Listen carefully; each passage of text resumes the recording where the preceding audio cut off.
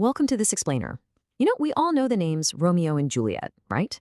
But today, we aren't just looking at a famous romance. We're actually breaking down the exact mechanics of Shakespeare's most iconic tragedy. We're going to use our source text to map out precisely how a series of preventable mistakes, impulsive decisions, and honestly some really terrible timing created a deadly domino effect that led to total disaster. So, here is our roadmap.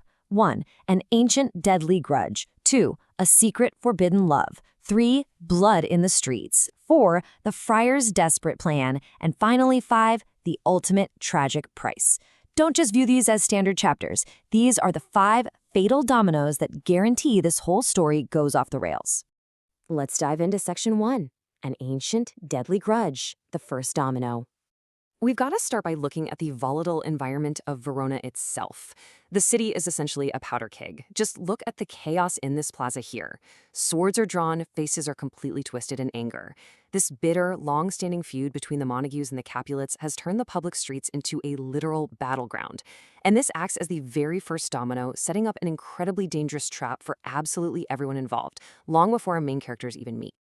And that brings us to the prince's intervention. He drops a definitive ultimatum telling them, the hate between your families is responsible for this violence. If this happens again, you'll pay with your lives.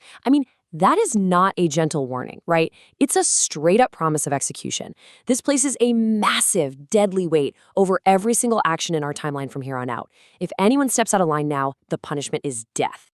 Moving right along to section 2, a secret forbidden love, crossing enemy lines. In our second step, we see how this intensely hostile environment fractures even a single family. When Romeo sneaks into a Capulet party and gets spotted, the contrast in reactions is just fascinating. Lord Capulet actually acts with surprising restraint.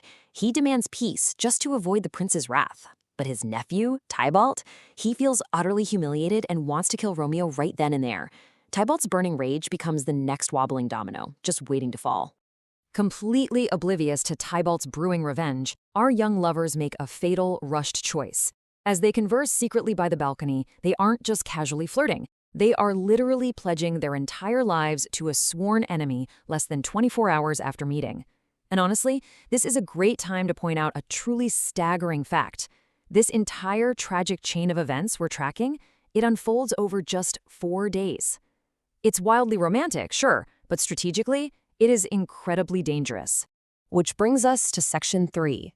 Blood in the streets. The dominoes fall faster.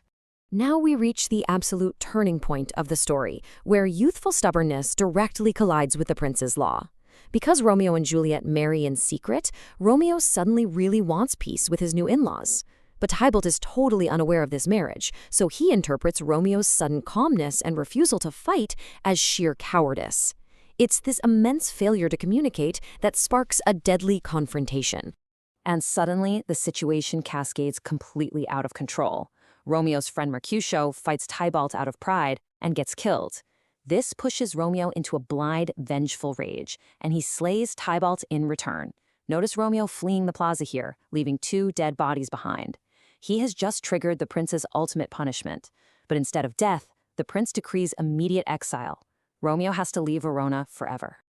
All right, section 4, the friar's desperate plan, racing against time. With Romeo banished, the dominoes are falling fast now. Unaware that Juliet is already married, Lord Capulet unwittingly pushes the final domino.